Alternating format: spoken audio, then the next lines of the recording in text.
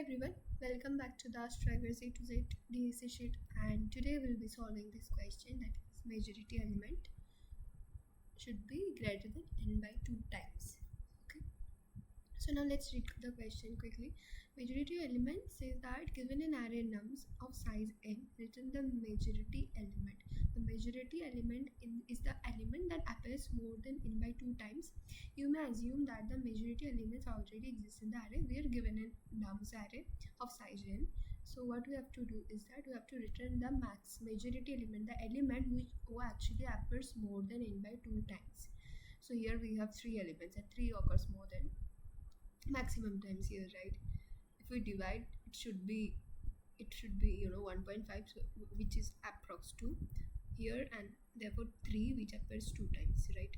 And here we have 3 4 3 6 7, so it should appear 4 times. So 1 2 3 4 2 appears 4 times here, right? Because n by 2, see, 1 we have total 7, and if I divide 7 by 2, then it will become 3.5, which is approx 4. So the element should occur more than 4 times, right?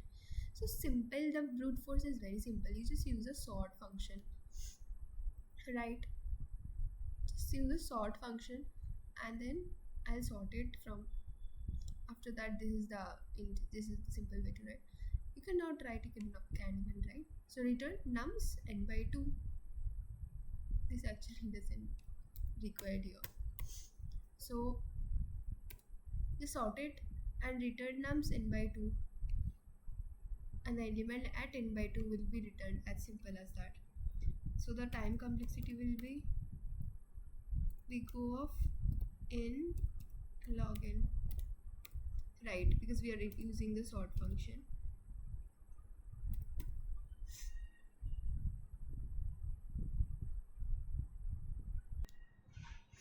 And so the auxiliary space will be O of n log n. This is because of the sort function that we are using.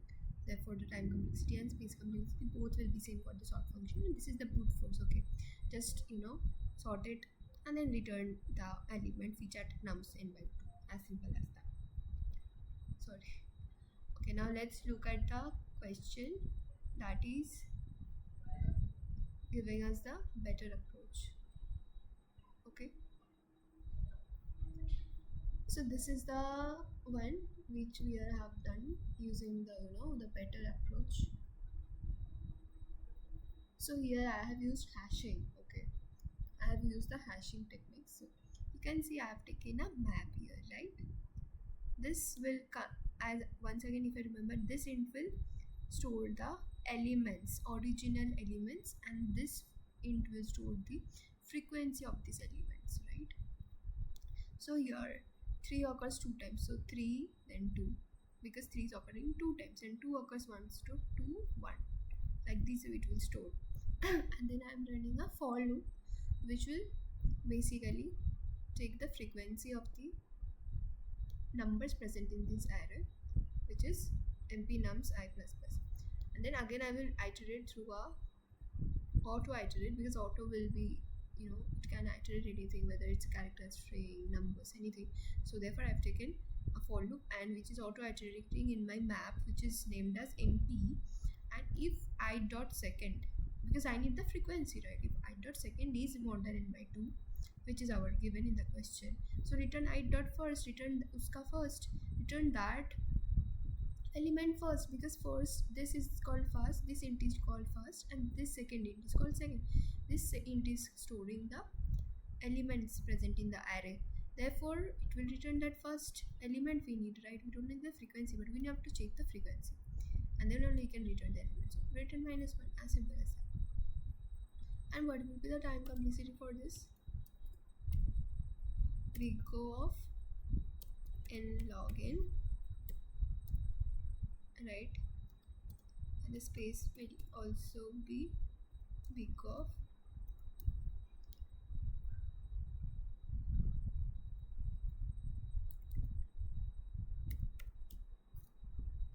m. This is the space complexity. Okay, so I hope you understood this. Let's run it quickly once. so that this time complexity and space complexity gets saved. So yeah, it doesn't have a good runtime, but let's now look to the optimal one. I hope you understood this, right? If not, move back in the video and then re-listen it. Okay. So here we have the most optimal approach, or the best one, you can say. So this how, let me make you understand how this approach works. I have written a note here, you can see. So this question is actually done by Moore majority voting algorithm used in optimal solution. I've used this Moore majority voting algorithm. So this is basically an algorithm which was discovered by Moore. Therefore, it calls Moore's voting algorithm. Okay. So in the interview, do well you are solving this question, and always remember that Moore's majority voting algorithm, or you can say Moore's voting algorithm. Whenever you will see that in an array, we have to find the majority element anytime. Just use this question. Use this method. Moore majority voting algorithm. Okay, that's it. Just use this. Now let me explain you this. How it's working. See, we are having this array. So we will take element. For element, we will take LE, and then we will take a counter variable. So counter variable will be at 0 at the beginning, of course, and if the element is 2. Now the LE is 2, right? Because 2 is in the starting. So since it becomes 2 is present here 1, so it will become 1. And again it's another 2, so the counter will become 2. Now we have 1, so counter will become -1, which is giving, if it's -1 from 2, then it will become 1. Again we have 1, so it will completely minus it, which will become 0. Now till this portion we have that it's 0. So whenever this counter will become 0 now, and we will move to another element, so the element will change and it will become 1. So 1 is present once, right? And then again there is a 2, so it will become 0. Since here again it becomes 0, see at this breakpoint 1, there it becomes 0, and then we have to change the element to the next element, which was 1. Therefore I have taken the element as 0. Now 1 is for 1, it became 1, and again there is 2, next element is at 2, therefore it becomes 0. -1 cut there, so it becomes 0, right? And now this is another break, and now we have another element, sorry, not new, repeated element, which is 2, which is present once, right? Therefore the count will become 1. So at what point the counter was maximum? Of course at the place of 2. Therefore this is the answer. 2. This is the approach of this Moore's voting algorithm. We just keep on increasing the counter by 1, and if we see the another element, then just -1.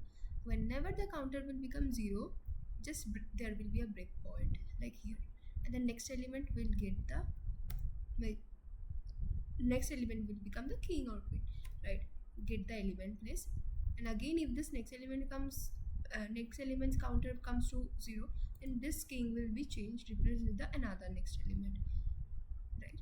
So I have taken the and for the numbers of the array, and then I have taken an element, and I have taken a counter variable, then I am running a for loop, and I'm checking if counter is equal to 0, then count should be 1, and that element should be num side. Okay, what if element is equal to then this counter plus plus. If it's not equals to that same element, then counter should be minus, right? It should be subtracted by ones. This is the algorithm for that, right? And again I'm taking a new counter. Okay, so this is checking that whether element is equals to that number or not, then count plus plus the majority element that we have got.